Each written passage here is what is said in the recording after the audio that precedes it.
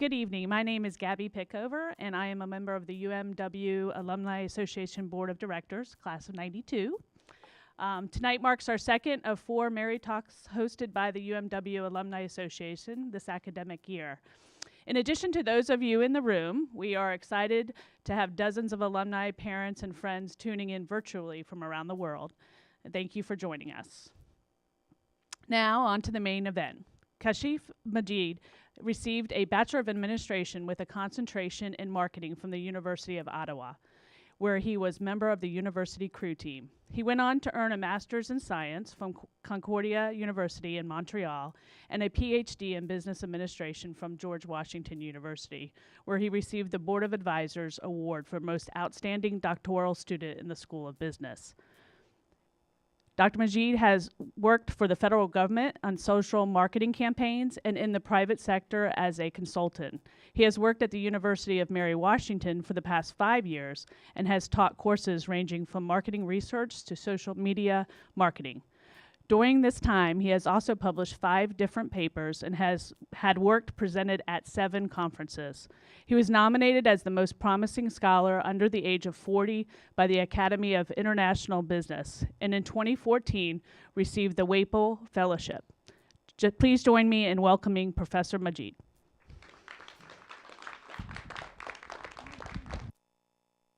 Thank you very much, Gabby, and thank you all for joining us.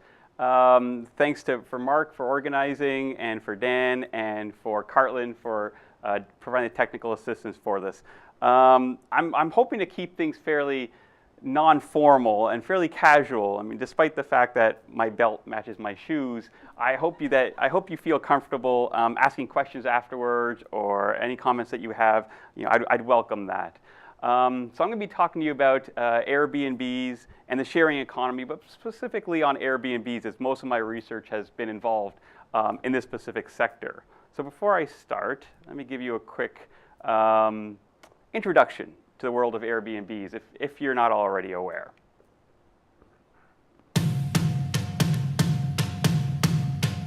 It's all about realizing that in the end we're not so different from each other.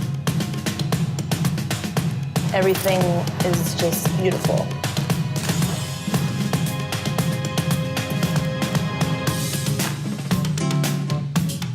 The main thing I love about hosting is the magic of traveling. Homes, experiences, and places together, all in one place. Great. Okay. So that gives you kind of an introduction for those of you that aren't familiar with it or aren't familiar with the diversity of Airbnb. I've been studying this for about 1.5 years now, and a lot of it is informed by the talk I'm about to give is informed by the research that I've been conducting. Now, I should say that I've had mixed experiences personally with Airbnbs. Some good friends of mine, they have a basement apartment that they rent out as an Airbnb, and they derive extra revenue from that for medical expenses that they need. So I can see the value in it. I also live in a neighborhood that has an Airbnb, so I've had that experience as well as being a neighbor to an Airbnb. So I've drawn from those experiences as well. So I'm just going to quickly talk about what I hope to present, some of the things I want to share with you, and then invite any feedback that you might have. So. This is an interesting quote I had found from one of the Airbnb founders. I believe this was in an article by Thomas Friedman, where he talks about how many power drills there are in the United States and how little they're used. I use this to illustrate the fact that the sharing economy is here and it's not going anywhere. If anything, it's evolving, and it's evolving quite rapidly. It's not just Airbnbs, but it's cars, perhaps there's power tools that involve the sharing economy. Believe it or not, there's even people who are willing to pet sit in the sharing economy. You can go online and find people who are willing to, take care of your pets for an evening or for a weekend or for a week. And that's part of the sharing economy. So it's continually evolving. Anytime there's slack, anytime that you have a resource that you're not using, there's the opportunity for the sharing economy. Now, a bit about Airbnbs and kind of how it got its start. It's estimated to be worth billions of dollars. This is a multi-billion-dollar enterprise. It's not small mom and pop operation by any means. It started out very humbly, and which I will talk about in a little bit, but it's certainly grown beyond that now. In fact, if you were to combine all the hotel rooms for the 3 major chains, so the Marriott, the Hilton, and Intercontinental, they do not add up to the amount of rooms available on Airbnb. That's how big Airbnb is in terms of a global operation. It's massive. It's huge on a very massive scale. Now, let me talk about how it started. These are the founders of Airbnb. They did their school in Rhode Island. And then they moved to San Francisco. And I don't know if anybody's been to San Francisco, but it is not cheap to live in San Francisco, especially when you're just starting out. And they realized that. So their idea to pay their rent, they were sharing a house at the time, their idea to pay their rent was, let's see if anybody wants to sleep on our floor on an air mattress for a night, see if they'll pay us money, and then we'll give them some breakfast afterwards. That's literally how Airbnb started. Let's offer our floor and put out some air mattresses, and people will sleep there, and then in the morning we'll give them breakfast, and then we'll try that again, and they'll pay us money for that. Now, as most startups, they didn't get the response they thought they would get. People did not see the value in what they were doing. They designed a website that allowed people to do that, allowed people to open up their homes for others, but it didn't really get the response that people thought it would get. It wasn't until 2008. 2008 was when it took off. In 2008, a very large event happened, the presidential election. And specifically to Airbnbs, the Democratic National Committee decided that Denver is going to host their annual convention. About 20,000 rooms in Denver. There's about 40,000 people coming to Denver. That doesn't add up. So what did they do? That's where Airbnb took off. That's where they were out there promoting this website, this crazy, kooky website that allowed people to just stay in people's homes for a small fee. And that's where things really took off. So yes, I know what you're thinking. Thanks, Obama. Absolutely. Because 2008, that's when it really started to gain momentum. And these guys decided, well, wait a minute, this can be our full-time thing. Now, I'm going to talk to you specifically about DC, the Washington, D.C., Airbnbs, and then I'll go into some of the problems and issues that have surfaced as a result of Airbnbs. Most of my research is in the DC marketplace, not for any particular reason other than that I know that marketplace. I used to live there, so I'm a bit more familiar with it than another marketplace is. And it's got a lot of Airbnbs. In fact, I believe that if you were following the news today, legislation was proposed by the DC City Council which would actually limit the Airbnbs in that area. I'll get to that in a little bit. But some insights from the Airbnb marketplace. In 2016, there were 21 properties. There were at least 21 properties that made $100,000 hosting on Airbnb. So we're not talking small operation here. In fact, there were about 20,000 listings in DC over a 9-year period. 20,000 listings. That's a huge amount. Now, certain properties were in greater demand than others. Let me show you 2 of the properties that brought in the most revenue. Out of the top 3, these are 2 different properties, by the way.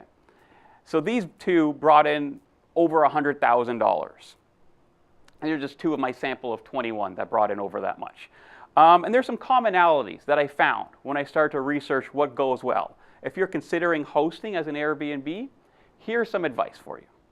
1, if people can rent the entire home or apartment, then they wanted it more. If you're renting out a basement apartment, be prepared for slower demand. Those properties were not in as great demand. Number 2, the more pictures you can put up, the better it is. That's what was common with these sites. The more pictures they had, the more revenue they brought in, the more people wanted to stay there. 3rd, and this is kind of not typical, but people preferred Airbnbs, surprisingly, that had lower prices. When comparing it to the hotel, they thought, well, I can save some money by staying here instead. So that's good. That's a good thing. But the properties that did well, and this I'll come back to later, were those that were in very nice areas. So you're talking Georgetown, Foggy Bottom, around those areas, renting out the entire home or apartment, but priced a little lower than alternatives in that area. So those were the ones that did the best. Some people may think, well, what about reviews? Do people really read reviews? And when I looked at over 20,000 listings, I found that less than 100 had a review less than 3.5. The vast majority of reviews were around 4.5 to 5. Thousands, 4.5 to 5. Now, if you've stayed in Airbnb, that could be because people are unwilling to give bad reviews, because you get reviewed as a guest and then you give the host review. So people may be unwilling to, even if you're paying to stay there, to really knock them down. And that's what we were finding. There's very little variability. So the reviews, they mattered if you're less than 3, but most people were between 4 and 5. So there wasn't really a lot of differentiation there. So the pictures, the price, if you could rent out your entire unit, those would attract customers. Those are great. Now, let me talk to you about some of the issues, some of the macro level things that have happened, that have revolved around the Airbnb sharing economy. A battle is brewing in 12 South that involves bachelorette parties, Airbnb, and disgruntled neighbors. Shannon Royster has more tonight over the new It City problem. Shannon? Well, renters and homeowners of Airbnb homes here in Nashville love them. Neighbors, not so much, especially when those visitors come to party and disrupt their sleep. We bought our house in 2010. We've loved living here. We've watched the growth of the neighborhood, and it all has kind of transformed in the last few years. And with new bars, restaurants, and now Airbnbs. When they kind of told us that there was going to be some Airbnbs around here, we were totally cool with it. That is until the noise level on Ashwood Avenue became a bit too much for Justin Roddick and his family. You know, we tried to be cool, and we talked to the people as they would come in there and ask them to be quiet. And then as the weather got nicer and nicer, the nights got longer up on the roof. And it turned into, basically Animal House. When Justin and his neighbors couldn't handle much more. You've basically got a party of 24 people drinking on the roof, throwing cigarette butts over the side, and throwing shirts on our neighbors' roofs. They turned to the city for help. I am always distressed when I hear that this is happening. Councilmember Berkeley Allen says help is available. When the regulation was passed to deal with short-term rental, it's kind of the official term for it, we included provisions for revoking permits. Once 3 complaints about these homes have been registered with Metro codes and verified, they let the owner know there's a problem. If it's not fixed in 30 days, a warrant can be filed to get an injunction. They have to go through steps in an orderly fashion, and it just takes time to get through all those steps. And that couldn't happen soon enough for neighbors. They'll play music up there. They have party lights, so they'll have disco lights up on the roof. And, it's something that would make more sense on 2nd Avenue than in 12 South. And Councilmember Allen also says with the new budget cycle, they hope to add more personnel to speed up the violation enforcement process. Reporting live from Edge Hill, I'm Shannon Royster, News Channel 5. Okay, all right, that's just one experience in Nashville. There have been numerous instances of this. Now, Airbnb is claiming this is the minority, and there's no proof that it isn't the minority. It is a few. Is a few that happen. But here's where there's an issue. There's a term that we've termed as commercial operators. A lot of Airbnbs aren't run by your neighbor looking for additional income, or the mom and pop operation. When they're away, they'll rent out their place and people will stay there, and that's great. What's happening, what we're seeing more and more of, are the growth of commercial operators. Commercial operators are those who are buying up the properties for the specific purpose of running an Airbnb. So I'm just going to show you some of the statistics that just going to show you some of the statistics that we have gathered regarding commercial operators in the DC marketplace. So this is the growth of Airbnbs. Gray is the total Airbnbs, the ones that are shared homes, the owner lives there, it's a room in a property, but then the orange are commercial operators. Okay, those are the ones who no one lives there. They're properties that are purchased for the specific purpose of short-term rentals. Okay, and that's where the issues come in. Because when you don't have someone living there, then there are issues regarding noise, regarding traffic, regarding zoning regulations. And based on what I've looked at, these issues have boiled to the surface for a lot of communities. Fairfax County, Arlington, Loudoun, Williamsburg, and most recently, as of today, DC.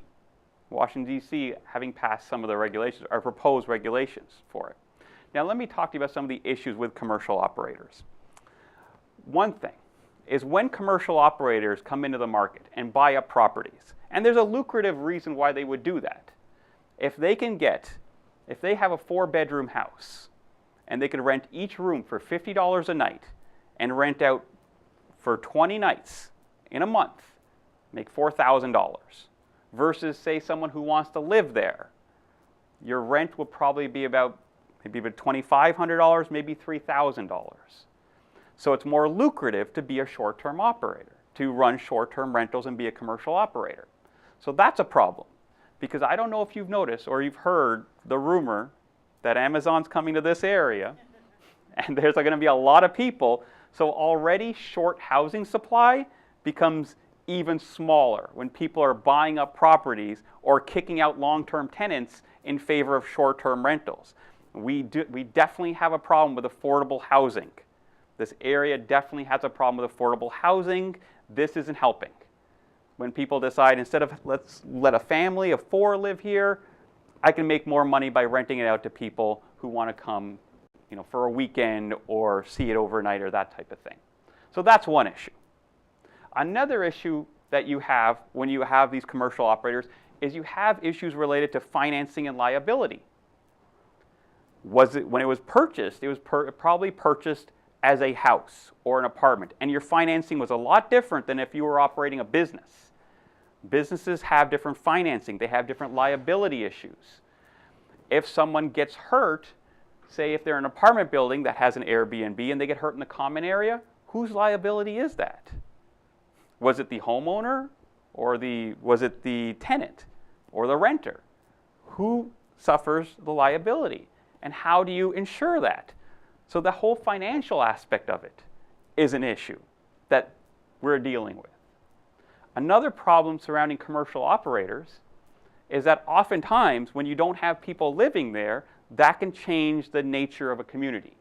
If you have a neighborhood designed for residential housing and you've got people who are running a de facto hotel, not paying the fees or the taxes or applying the regulations associated with that, then that's an issue as well. You've got a different nature in that community, in that neighborhood, because now you've put a hotel in that neighborhood.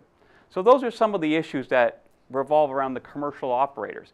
And it is growing. It's becoming more and more common, as a DC example is. In the beginning, in about 2008, there were negligible commercial operators. In 2016, the last year that I had data for, it was close to 1,000.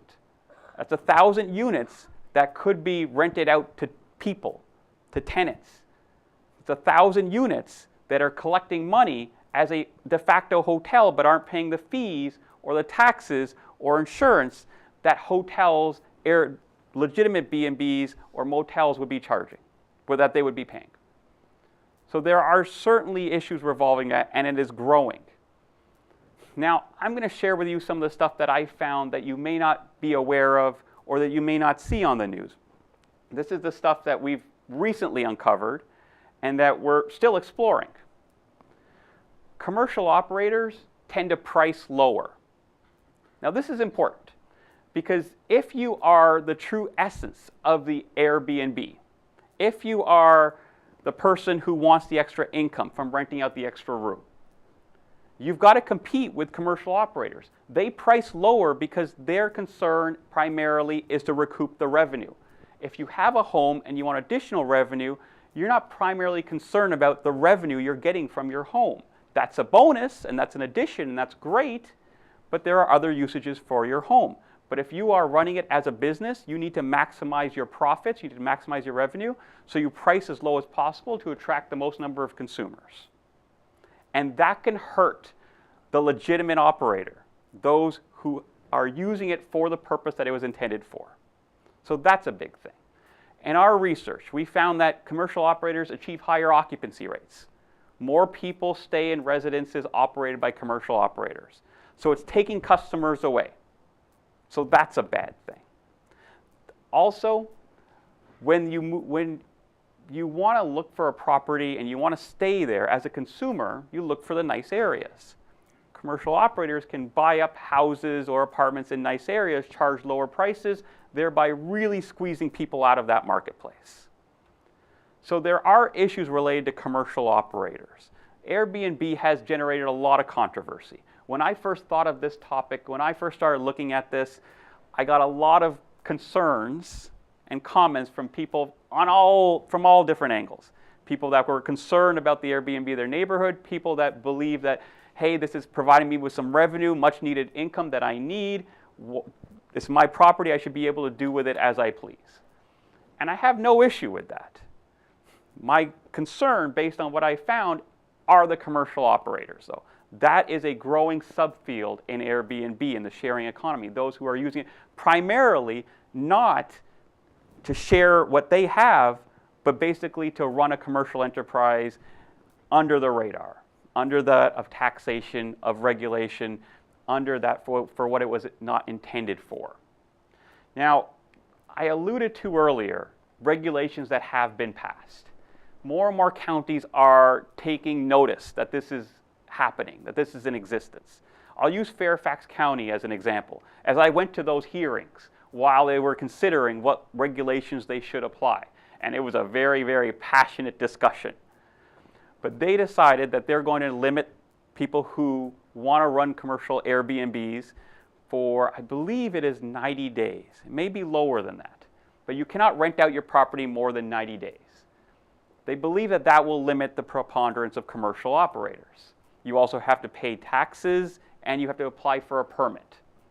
So there's certain things that you have to follow. In Williamsburg, you have to apply to host as an Airbnb.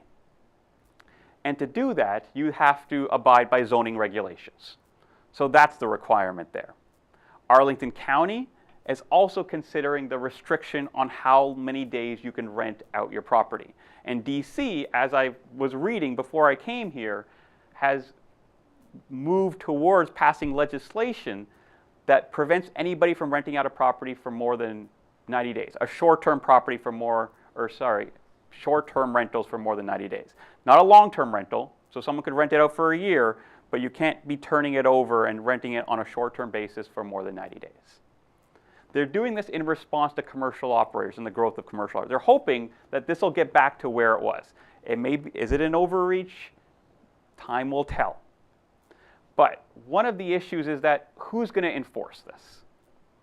You had almost 9,000 Airbnbs in the city of Washington, D.C. alone. And that's not counting Arlington or Fairfax or Maryland. That's just the city of Washington, D.C. Who's going to police this? They don't have the resources. The last clip you saw was that, well, maybe, perhaps we can apply for zoning, maybe some bylaw officers could be hired and that sort of thing. But counties are scrambling to respond. It's 2018. This has been in existence since 2008. So they don't have the resources to really police this. This will be very difficult to occur.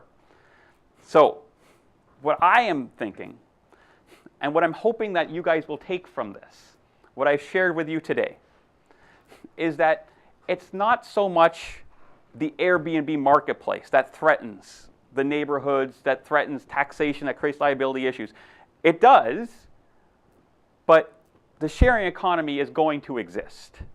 Anytime where you have excess supply or excess resources or slack in the system, there will be that opportunity to share resources. But I'm hoping that I focused in on the commercial operator side, because that not only threatens the communities and taxes and liability issues, that also threatens the legitimate operators. It drives prices down. It creates barriers for people who want to join this economy to participate. So those are the ones who are going to be hurt by this. So I'm hoping that one of the things you'll take away is that the regulations, they're great and they're there, but the real issue is that those who are doing this legitimately suffer the most. Okay? Because if they start losing business, if they're the ones who are losing out because commercial operators are taking the market, that hurts them. And they're the majority right now. They're moving in the direction of more and more commercial operators, but for now, they are the majority. So, I don't know if, I believe that's all I wanted to say for now. But I would like to open up for questions or comments, or if anybody has anything. I have a question for you. Yes. I got a loud voice. Well, no, for the people online. The people online can shout. Hi. Hello. So the thing I don't understand about the commercial operator, I don't think it's, what I don't understand is why wouldn't Airbnb, since they have all this data, institute some kind of dynamic pricing for localities where commercial operators seem to be making it hard for the legitimate Airbnb folks to do it, because that could level set the overall earnings, and they can look at patterns of activity around spending, and that way it gives both of them a competitive advantage as opposed to giving the advantage to the commercial operators. I mean, do you engage with Airbnb? They could also get around regulation that way too. Is there any thinking around that? Because ultimately what will happen is they'll lose customers all across the board if you get local governments involved figuring out how to enforce regulations that drive them all out of business. Right, that's a great question. Thank you. That's a great question. The Airbnb official response has been to push back against any regulation, not really acknowledging that there is an issue. They don't acknowledge the existence of commercial operators. They do have a code. They do have an agreement that you have to follow as a host. But their policing of that has been interpreted as not as strong. It's not in their, at this time, it's not in their financial interest to really reduce that or to mitigate that. In fact, in some counties, in some areas, Miami Beach, for example, or in Manhattan, it's really, really prohibitive to even run an Airbnb. And yet if you were to go online, there are Airbnbs in Miami Beach. Do a search for Airbnb Miami Beach. You will find hundreds of them. They are there. They could be closed. But it's not in their financial interest to do that. Commercial operators give them lots of revenue. One of the things with Airbnbs is they don't necessarily just take advantage of excess demand. They replace demand. They threaten mid-level hotels, the Holiday Inn, Marriott, Sheraton. They threaten these hotels. They take customers away from that. Right now, supply is great. More people want to take advantage of Airbnbs than ever before, and they're growing. Why would they want to slow that down? It's not in their financial interest to do that right now. That's a great point, but their response has been smart regulation, which has been interpreted as little to no regulation. It seems stupid though. They've got all that data. They can use that data much more effectively. Sure. Deal with regulation. Absolutely, absolutely. But also remember that they don't take liability for what others have done or what others do. Similar to like an Uber or a Lyft. They don't say, well, we're driving you. They're independent contractors who will drive you. We're not hosting you. They are. If they don't pay their taxes, that's not on us. Anybody can do a search, Airbnb Miami Beach. They're not allowed to be there, but they're definitely there. So it does seem a bit odd. For now, at least their stance has been very bullish. Thank you. Yes. Is it really the case that the mid-level hotels are suffering from absolutely. Airbnbs? Because I saw some stats recently that show that they weren't. That the customers who stay at Airbnbs aren't necessarily the customers that will stay or are looking for a hotel. Well, that's very interesting. Which city were you thinking of? It was in Williamsburg, actually. Oh, okay. Williamsburg's an interesting case. And in fact, Williamsburg is looking to bring it back because of the problem with the companies in the area, the business in the area were suffering because people weren't going there that would have gone had there been a cheaper alternative than hotel. Well, that's actually quite interesting. I remember when they passed, the state of Virginia recently passed legislation allowing communities and cities to regulate Airbnbs or to pass ordinances against them.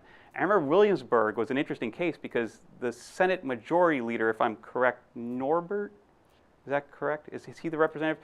I believe he was. He was actually one of the champions of the regulations preventing Airbnbs because his constituents with the hotel industry in Williamsburg had actually pushed him so much to do that. So it's interesting that they would not be opposed to it. But based on what we found, it is the mid-level and low-level hotels that suffer the most. It's not the Four Seasons or the Waldorf Astoria that are displacing Airbnbs, but in terms of total bookings over the last few years, there seems to be a decline, while similarly in those areas there's been an increase in the number of people that have been staying via Airbnb. So that led us to think that they're the ones that are suffering the most. They're being displaced. People are still going to the area.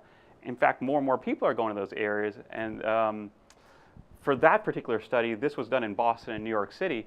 More and more people are going to the areas, but the hotels were seeing less and less occupancy. So it could be a regional effect. So one of the things that I've seen when we book through Airbnb is superhosts. Like, if you're a commercial operator, have you seen any instances of like artificially raising, like basically getting over that barrier to entry? Because I know, like usually it's like it is like you look at the proven choices, and then that's probably where you focus. At least that's where I focus. My choices from. Yeah, absolutely. I mean, they've got a professional operation going. This isn't just the person that's working full time and comes home and makes sure that their place is ready for a guest. This is people like in an office that have set up that are managing hundreds or dozens of properties as Airbnbs, all accumulating reviews, all accumulating all that demand and building themselves into a profile that becomes a super host. In fact, if I was to go back, let me see if I can go back without looking at my slides here.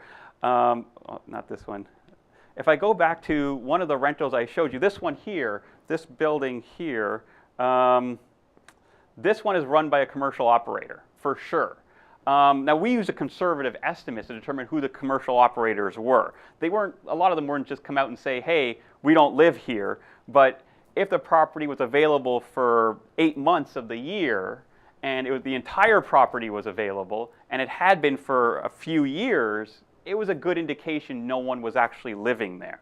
So we used a very conservative estimate on that. So the number is probably higher than 1,000, but we wanted a good defensible number.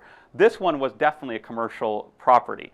And the person that managed this would talk about how she gave up her job and now runs dozens of these properties, out of an office. So she's created kind of a property management business just to manage Airbnbs. So yeah, they definitely boost their stats this way. If they can compile reviews from several properties and feedback from several properties, they definitely get an advantage over just the mom and pop operation that maybe gets a couple of guests a week. Good question. Yes, or sorry. Yes, you sir. So I have a question regarding what pushback is Airbnb doing? What things are they going to? Because this is happening in resort towns, like it's happening like Tahoe, where they don't have enough hotel space. So they've always done house rentals, but now it's they're coming back, and the city council came back and changed the ordinance of like only 2 cars. They have to be parked in the driveway, no on-street parking, and this is their way of getting around it. So, but now a lot of the renters are going ahead and filing suit against the city. So, I mean, is Airbnb supporting this? Because it's affecting their Are they their supporting properties. the regulation, or Are Airbnb supporting in terms of filing lawsuits back at the localities? Oh, absolutely, absolutely. Yeah, they've been on the front end of legal maneuvering to try to prevent regulations from coming into place. In fact, the regulations that were passed in Virginia that allowed localities to then determine if they want to fine or restrict them to certain areas like Fairfax County or Arlington County, they had a seat on the I believe, the steering committee that came up with those regulations. That's how integrated they were, and that's how involved they were to prevent them from occurring. So yes, they're actively engaging in a very strong lobbying campaign against any sort of regulations. Is a question as well? Yes. John.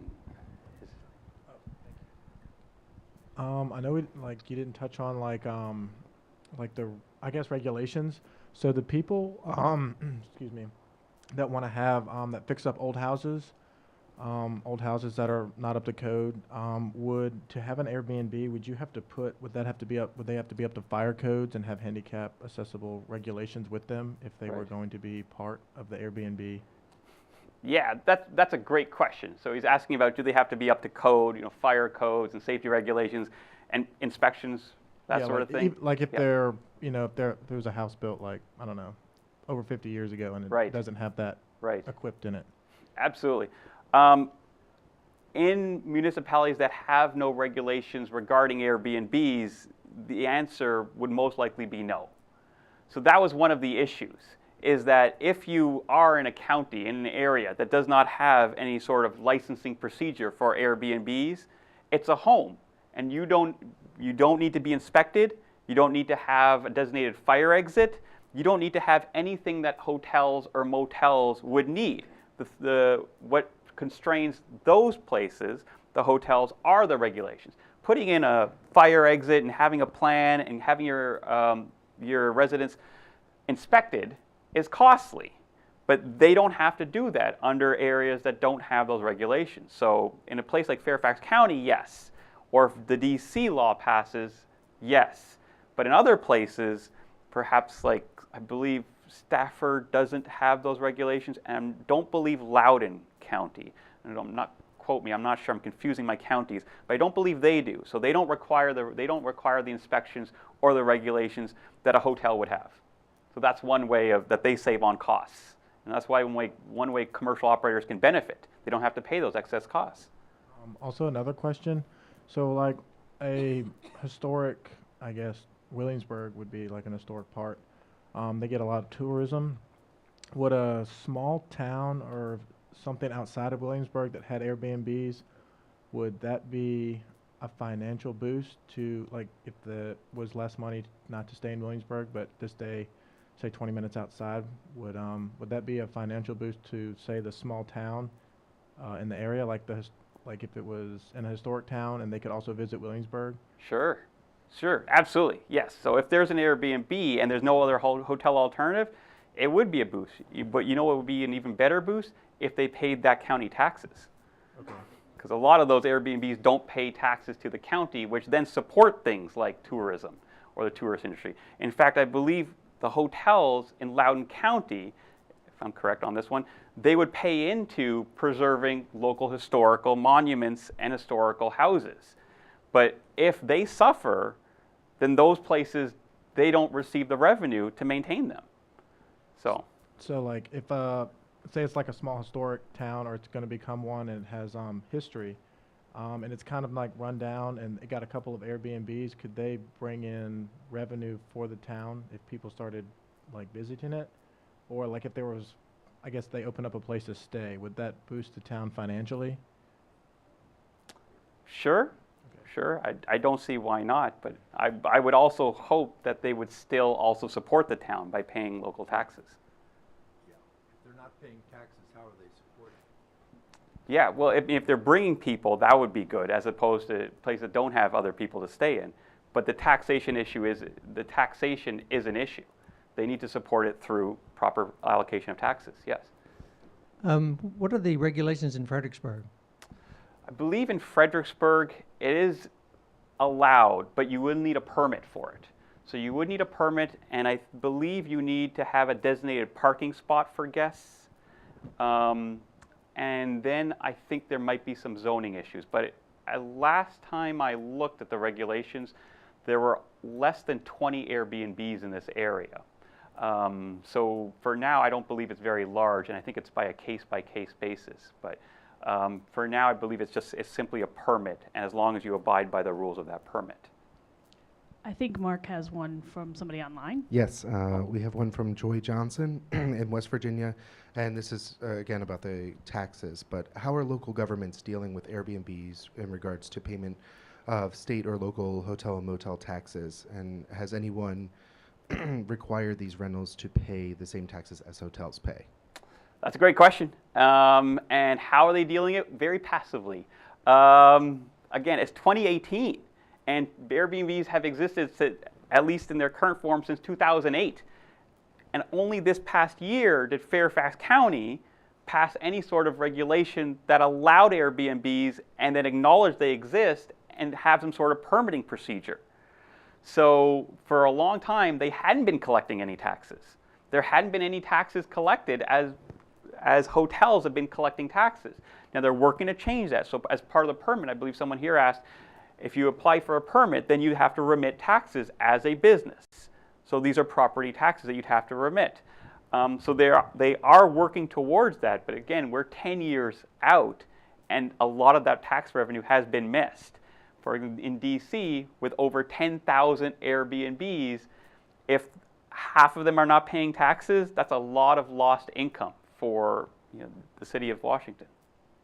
So during the discussions in Richmond, when they're trying to pass some sort of state-wide well, that was regulation, passed. That was passed, but they said it can be done locally, right? Yes, that's what was passed, is to give local jurisdictions the power. The Airbnb was there, and they said we would volunteer to collect taxes for you. We will charge additional taxes on top of each of the rentals, but the state turned them down.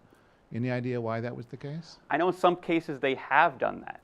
In some cases they have done that, but I think what was happening there was a concession to allow certain things or certain additional things to happen. I don't know why they turned them down on the taxes, but I believe that there was some fear that if we allow them to do this, we'll have to give up our ability to find those who are out of their zone or running an Airbnb that's not licensed or these types of things. So there may have been some trading going on. I'm not sure. Additional question though is what is the your take on the hotel lobbies going against Airbnb at that level? Because I think that the senator, the congressman who was leading that charge, owned 2 hotels. Well, they are certainly against it. That's not surprising. They are certainly against this industry. So my take on it is they're both involved. They both got their vested interests. And I'm not opposed to the sharing economy or Airbnb. I think it's a great idea that does provide for additional income. Absolutely. But when you're running it as a hotel, that's where my concern is, because the hotels are inherently at a disadvantage. If they've got to apply for safety regulations and have inspections and have licenses and then remit taxes on their own, that's going to increase their costs. And if I run a similar operation where I'm renting out a room or an entire house or an apartment and I don't have to abide by those regulations and those costs, I save a lot of money. So it's a very unlevel playing field. And that can also harm the legitimate operators as well, because then that hurts them. Yes. Well, thank you. Good question. Kind of on the same line, there are people in Fredericksburg that rent, in Stafford, that rent out for a year. And there are also companies, apartments that rent out for a year. I imagine the people that rent their house out for a year do not pay taxes to the cities or the counties, right, for renting their house out for a year. So why would that be any different than renting it on a short term, a day, 2 weeks, 3 weeks, and having to pay taxes on those when, we have a lot of college students that rent out here, and I would imagine the income they pay on the income, but they don't pay taxes to rent their house out. Are you talking about the landlords? I believe, don't they pay an income? Don't they pay taxes on the income they receive from the rental property? If you rent in your house, they do? Yes, I believe so. Okay. Is that correct? Yeah.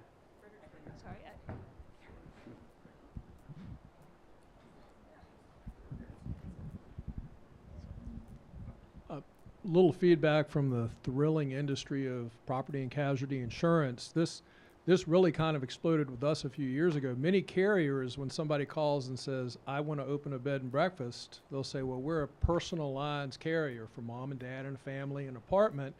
and they would send you to a general agency to write a bed and breakfast policy. Well, unbeknownst to the carriers, people started doing bed and breakfasts. Well, most personal carriers say we have an exclusion. We don't cover businesses. So what's the definition of a business? So we struggled with this. Well, it's a business. There's a profit motive. Sure. Well, it's not really a business. It's a side hustle. I have another vocation. So you derive revenue. So it's been a tremendous challenge for the property and casualty industry as it's ramped up. We've been a little quicker than the local cities and ordinances. Some carriers have said no. Some carriers have added endorsements to say, we're going to cover you for short-term rentals. But it is a challenge. It's one of the fluid things about our industry and the sharing economy with everything. Great, thank you.